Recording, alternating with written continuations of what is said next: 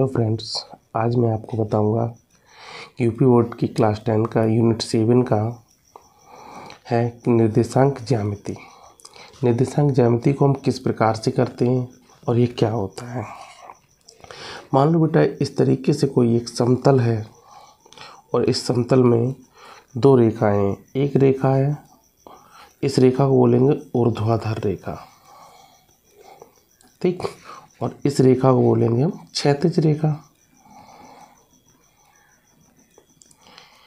इस रेखा को हम एक्स अक्ष बोलते हैं और इस रेखा को हम वाई अक्ष बोलते हैं। और इन दोनों रेखाओं का जो कटान बिंदु होता है वो सदैव मूल बिंदु कहलाता है, ठीक। आज हम निर्देशांक ज्यामिति के जितने भी मुख्य बिंदु हैं उन सबको जानकर चलेंगे।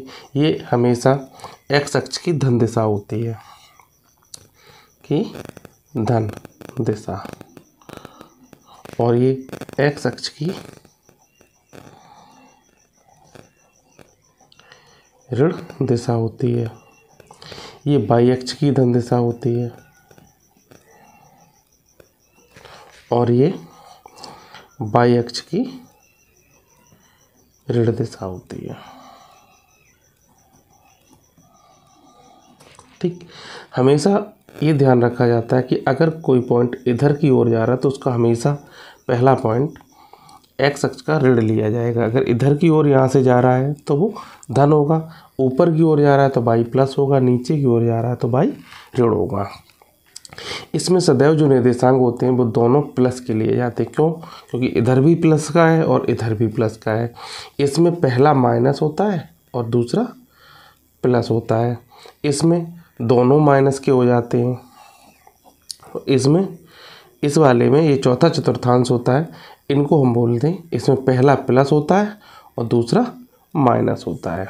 सदैव हमें इस बात का विशेष ध्यान रखा है। इन चारों भागों को हम चतुर्थांश बोलते हैं। चतुर्थांश मतलब कोई एक भाग है, उसका एक चौथा हिस्सा ये होता है, ठीक। ये दोनों हमेशा सदैव 90-90 अंश के कोण पर काटते हैं, पूरा 360 डिग्री का कोण होता है, ठीक। अब इसके साथ साथ हम देख के चलते हैं कि जब भी कोई निर्देशांक की बात होती है, अब निर्देशांक क्या होते हैं हमें सबसे पहले इस शब्द को भी जानना है। यानी किसी भी एक निश्चित बिंदु को, जो निश्चित पॉइंट, मान लो इसी तल पर हमने एक निश्चित बिंदु रख दिया, अब इस बिंदु की हमें स्थिति को बताना है। तो स्थिति को बताने के लिए जिन बिंदुओं का प्रयोग किया जाता है उन्हें हम निर्देशांक कहते हैं। निर्देशांक को सदैव एक्स कॉमा वाई के रूप में लिखा जाता है। नहीं, जैसे मान लो इसी बिंदु को हमें दिखाना था तो मान लो यहाँ हमने बिंदु रख दिया, तो यहाँ से इसको लेंगे और इसको लेंगे, कितनी कितनी दूरी है उसके आधार पर हम इसको दिखा देंगे, ठीक। निर्देशांक को सदैव कोष्ठक के अंदर लिखा जाता है। पहला हमेशा एक्स अक्ष होता है और दूसरा हमेशा वाई अक्ष को दर्शाता है। जो पहला अब प्लस होगा तो प्लस को दर्शाएगा, उस कॉलम को दर्शाएगा और जैसा होगा, ठीक।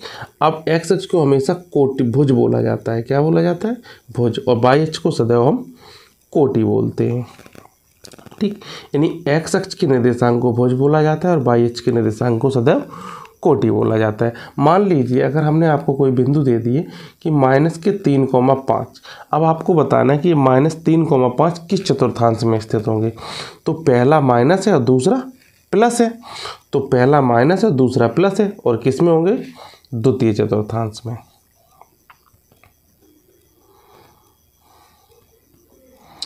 अगर कभी कभार क्या होता है, आपके बोल दिया जाता है कि कोई रेखा है और वो एक्स अक्ष को काट रही है, तो एक्स अक्ष को अगर वो काट रही है तो उसके निर्देशांक, तो जब कभी वो रेखा एक्स अक्ष को काटेगी, मान लो बेटा इस बिंदु पर उसने एक्स अक्ष को काट दिया, कैसे भी काट सकती है, इस तरीके से काट सकती है, लेकिन वाई को वो टच नहीं कर रही है। जब वो वाई को टच ही नहीं कर रही है तो सदैव वाई बराबर 0 लिया जाएगा, तो उसके निर्देशांक एक्स कॉमा 0 कहलाएंगे। अब बात आती है कभी कभार दो बिंदुओं के बीच की दूरी। मान लीजिए ये दो बिंदु हैं, एक बिंदु के निर्देशांक ये ए है और ये बी है, इसके निर्देशांक x1, y1 है, उसके निर्देशांक x2, y2 है, ठीक। अब इन दोनों बिंदुओं के बीच की दूरी अगर हमें पता करनी है तो यहाँ से लेकर के यहाँ तक की बीच की दूरी ए बी कहलाएगी। क्या कहलाएगी? ए बी कहलाएगी। तो ए बी बराबर अंडर रूट के अंदर x2 माइनस x1 का whole square plus y2 minus y1 का होल स्क्वायर लिया जाएगा। ठीक, अगर मान लीजिए इसकी जगह पे ये 3 लिखा था, यहाँ 5 लिखा था और यहाँ लिखा था 4,6। ठीक, अब इन दोनों बिंदुओं के बीच की दूरी को दिखाना है। तो ये x2, तो इसी सूत्र में अगर हम वैल्यू रख दें तो x2 कितना है 4 माइनस x1 कितना है 3 का whole square plus y2 6 minus 5 का होल स्क्वायर। तो 4 में से 3 गई 1 का स्क्वायर प्लस 6 में से 5 गई 1 का स्क्वायर। तो ये आएगा कितना? रूट के अंदर 1 प्लस 1 इक्वल हम इसको बोल सकते हैं √2 इकाई। ठीक, अब ऐसे कितने भी बिंदु हमें किसी भी प्रकार से दे दिए जाएं तब भी हम इनको ज्ञात कर सकते हैं। मान लीजिए कि आपके सामने ये कोई चतुर्थांश है इस तरीके से। ठीक, जब ये चतुर्थांश है इसमें ये बिंदु को हमने कोई दिखा दिया कि इस बिंदु के हमें निर्देशांक बताने हैं। तो ये x अक्ष हो गया कि धन दिशा, ये y अक्ष की धन दिशा हो गई, ये x की ऋण दिशा हो गई और ये y की ऋण दिशा हो गई। तो हमने इसको इस पॉइंट पर देखेंगे 1 2 3 और इधर से देखो 1 2 3। तो अब इनको इस तरीके से हम काटेंगे। तो जहाँ ये बिंदु काट जाएगा तो अब देखेंगे सबसे पहले x अक्ष का लिया जाएगा। तो x अक्ष पर 1 2 3 चला और y अक्ष पर 1 2 3 चला। चलो, लेकिन ये भी देखना है कि ये किस दिशा में चला है। ये तो x अक्ष की धन दिशा में चला था तो ये धन का हो गया और ये y अक्ष की धन दिशा में ऋण दिशा में चला तो ये ऋण का हो गया। तो इस एक निश्चित बिंदु के निर्देशांक कितने हो गए? 3, -3। अब हमें कुछ सवाल देते हैं, उन सवालों को हमें करना है। जैसे सवाल है कि दो बिंदुओं के बीच की दूरी ज्ञात कीजिए और उनके मान दे रखे हैं। तो मान लो बेटा ये A है और ये B बिंदु है। इन दोनों के बीच की दूरी को हमें बता कर चलना है। जैसे मान लो तो दो बिंदुओं के बीच की दूरी का सूत्र क्या होता है वो हमें अभी पिछले बताया। दो बिंदुओं के बीच की दूरी, तो दो बिंदुओं के बीच की दूरी क्या होती है कि AB बराबर अंडर रूट के अंदर x2 माइनस x1 का square plus y2 minus y1 का स्क्वायर। तो इसमें वैल्यू रखें, ये पहला x1 y1 x2 y2। अब इस वैल्यू को हम इसमें पुट कर देते हैं तो क्या हो जाएगा? x2 हमारे पास है 2 माइनस 4 का whole square plus y2 5 minus 3 का होल स्क्वायर। तो 2 में से 4 जाएंगे नहीं तो 4 में से 2 को घटाएंगे और जो बड़ा होगा उसका साइन लगाएंगे। तो -2 का स्क्वायर प्लस 2 का स्क्वायर। और किसी भी ऋणात्मक संख्या का वर्ग सदैव धनात्मक होता है। तो 2 का इसका स्क्वायर कितना हो जाएगा? 4 और धन 4। ये आ जाएगा कितना? √8। इसके फैक्टर कर दो तो 2 × 2 × 2 जोड़ा बना के बाहर निकालो तो क्या आएगा? 2√2 इकाई। ठीक, तो दो बिंदुओं के बीच की दूरी कितनी आएगी? 2√2 इकाई। इसी तरीके से एक और सवाल है हमारे पास कि A और B, आपको मान लीजिए कोई अचर राशियां की जगह चर राशियां दे दी गई। तो A और B और -A, -B। तो मान लो इस तरीके से ये दो बिंदु हैं A और B। इनके निर्देशांक आपको A, B और -A, -B दे रखे हैं। ये x1 हो गया, y1, x2, y2। अब इनके बीच की दूरी निकालनी है तो AB बराबर, फॉर्मूला अभी हमने पिछले सवाल में देखा क्या था? x2 माइनस x1 का whole square plus y2 minus y1 का होल स्क्वायर। तो AB इक्वल हो जाएगा अंडर रूट के अंदर, तो x2 कितना है? माइनस का A, तो -A। फिर x1 कितना है? तो ये भी माइनस का A का होल स्क्वायर प्लस y2 कितना है? माइनस का B और माइनस का b का होल स्क्वायर। अब ये दोनों समान चिन्ह तो जुड़ जाएंगे, तो कितना हो जाएगा माइनस के 2a का स्क्वायर और प्लस माइनस 2b का स्क्वायर। तो कितना आ जाएगा 2 का वर्ग 4a square plus 4b square. यहाँ से 4 को कॉमन ले सकते हैं, तो कितना आ जाएगा 4 अंडर रूट के कोष्टक में a square plus b square. अब 4 का वर्गमूल ले लो, तो क्या आएगा 2 अंडर रूट के अंदर a square plus b square इकाई। ठीक, ये क्वेश्चन होगा। ठीक,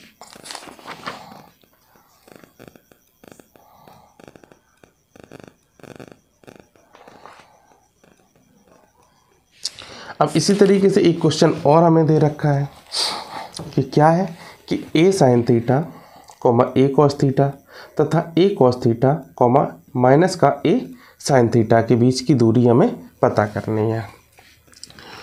तो देखिए बेटा, फॉर्मूला वही है, इसको हम x1 y1 x2 y2, ये आपका a बिंदु हो गया और ये आपका b बिंदु हो गया। तो ab बराबर अंडर रूट के अंदर फॉर्मूला वही हमारा x2 माइनस x1 का whole square plus y2 minus y1 का होल स्क्वायर। वैल्यू को पुट करते हैं। x2 हमारे पास क्या है a cos theta minus a sine theta का होल स्क्वायर प्लस y2 हमारे पास क्या है माइनस का a साइन थीटा। ठीक, और y1 क्या है माइनस का a कॉस थीटा का होल स्क्वायर। अब देखिए, अब यहाँ से अगर हम कॉमन लेना चाहें a हमारा कॉमन आएगा, लेकिन इस पर स्क्वायर लगा है, तो हम इस पर स्क्वायर से a स्क्वायर कॉमन आ जाएगा। कितना कॉमन आ जाएगा a स्क्वायर। यहाँ से कॉमन आ जाएगा तो क्या बचेगा cos theta minus sine theta का होल स्क्वायर प्लस, अब इससे भी हमारा कॉमन आएगा क्या माइनस का a कॉमन, a का होल स्क्वायर कॉमन ले लेते हैं। तो हमारा नेक्स्ट ब्रैकेट में क्या बच जाएगा sine theta plus cos theta का होल स्क्वायर। अब देखिए,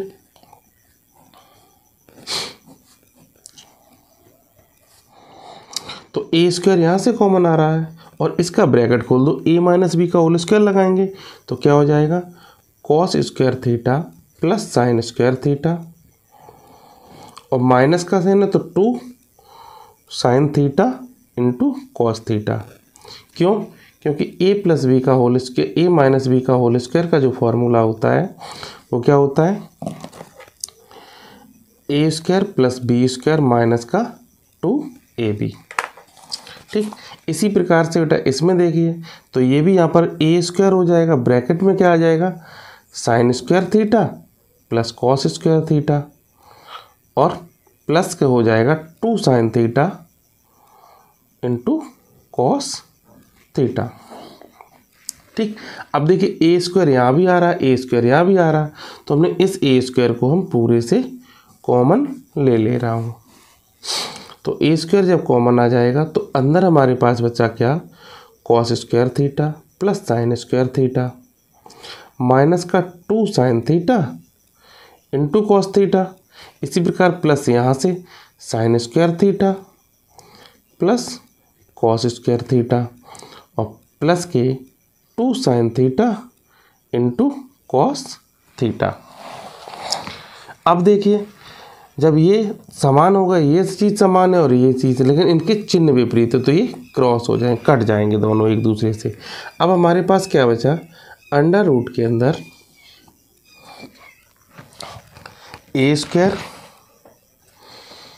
और ब्रैकेट में कॉस स्क्वायर थीटा 1 ये रहा और 1 ये रहा, तो एक और एक कितने हो गए 2 cos square theta plus 2 sign square theta.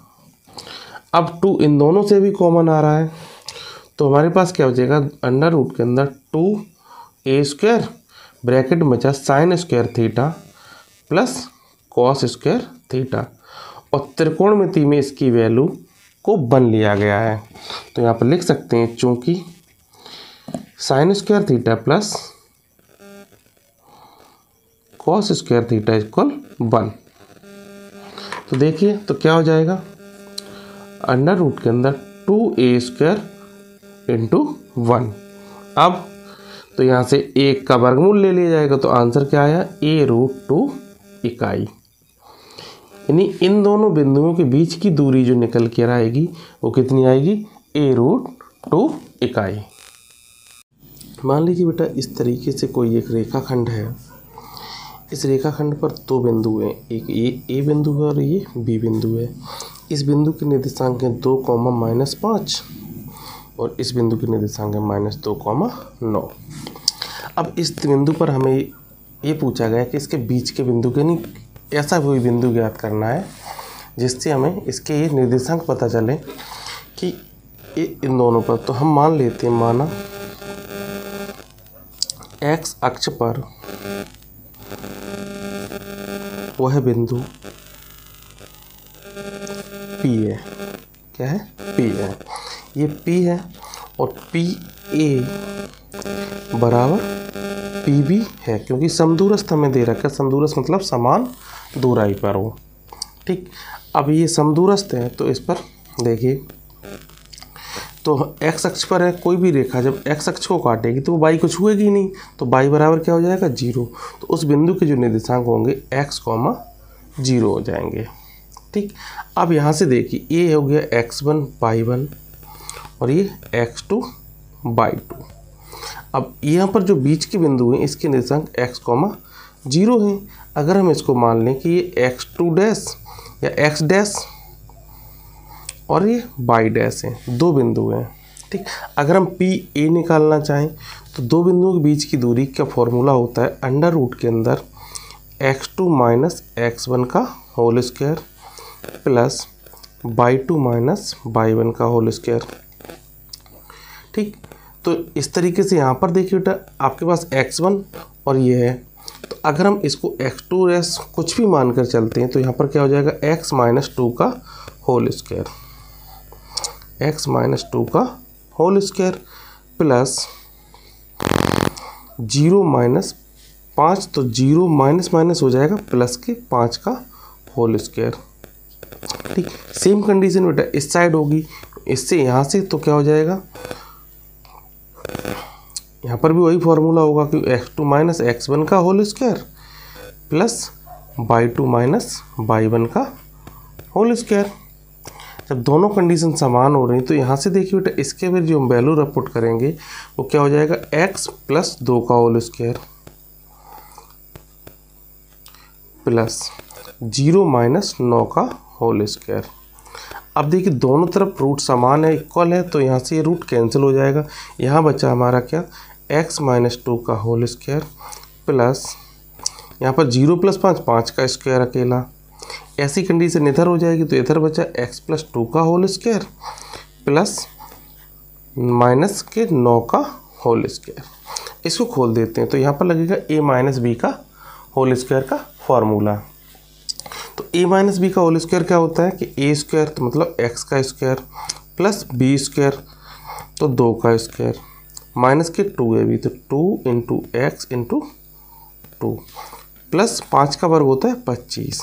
Same condition यहाँ पर x स्क्वायर प्लस 4 और प्लस के हो जाएंगे 4x और प्लस हो जाएगा 81, क्योंकि ऋणात्मक किसी भी संख्या का अगर वर्ग किया जाए तो वो धनात्मक ही आता है।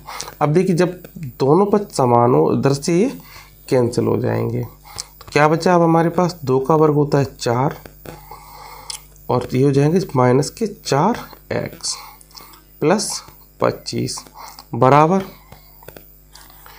4x प्लस 4 और प्लस 81।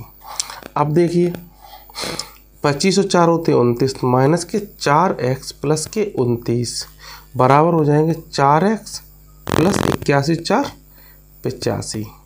अब अगर हम पक्षांतर करना चाहें तो पक्षांतर कर देते हैं, ये 4x इधर लाएंगे तो माइनस के 4x और ये इधर से इधर आएंगे तो ये भी माइनस के 4x हो जाएंगे बराबर यहाँ पर 85 माइनस के 29 हो जाएगा। तो इसको घटाएंगे, ये हो जाएंगे 4 और 4 8x, और यहाँ पर देखिए 15 में से 9 जाएंगे, कितने बचेंगे 6, और यहाँ बच्चे 7, 7 में से 2 गई, कितना बचा 5। हमें चाहिए x की वैल्यू, तो x बराबर वैल्यू जो हो जाएगी 56 बटे माइनस के 8 डिवाइड करेंगे माइनस के 7, यानी x की वैल्यू जो निकल के आई माइनस के 7। हमने बिंदु P के जो निर्देशांक माने थे वो क्या थे x, 0, तो P के जो निर्देशांक निकल के आएंगे माइनस के 7, 0। यही हमारा आंसर होगा। ठीक।